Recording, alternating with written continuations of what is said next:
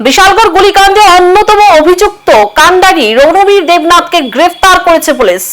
ব্যাপক নাটক ও শৃঙ্খলতা প্রদর্শনের পর গ্রেফতার হলো বিশালগড় গুলিকাণ্ডের অন্যতম অভিযুক্ত রণবীর দেবনাথ।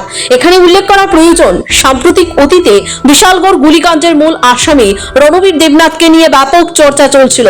বিশেষ করে যেভাবে প্রকাশ্যে সামাজিক মাধ্যম ব্যবহার করার পাশাপাশি নানাভাবে হুমকি ধমকি প্রদর্শন করেছিল রণবীর, তার পরিপ্রেক্ষিতে প্রশাসনের কাছে রীতিমতো তাকে আটক করা একটা চ্যালেঞ্জের বিষয় হয়ে দাঁড়িয়েছিল। শাসক দলের ছত্র ছায়ায় প্রতিপালিত রণবীর বিশালগড় জুড়ে একটা কালো সাম্রাজ্য তৈরি করেছে, এমনটাও কিন্তু বিভিন্নভাবে আলোচনা পর্যালোচনাতে উঠে এসেছিল। গুলিকাণ্ডের পর দীর্ঘদিন পলাতক থাকার পর অবশেষে নাটকীয়ভাবে গ্রেপ্তার হয়েছে রণবীর দেবনাথ। একটা অংশ থেকে দাবি করার চেষ্টা হচ্ছে রণবীর নাকি আত্মসমর্পণ করেছে। যদিও বিশালগড় কোর্ট চত্বরে দেখা গেছে রণবীর তার প্রায় 70 থেকে 80 জন সঙ্গপাঙ্গ নিয়ে রীতিমতো ফিল্মি কায়দায় একটা উচ্ছৃঙ্খল অবস্থা তৈরি করে কখনো পুলিশকে অফিসারকে গালমন্দ করছে, কখনো দেশের আইন ব্যবস্থা নিয়ে প্রতিবাদী হতেও দেখা গেছে এই পলাতক অভিযুক্তকে।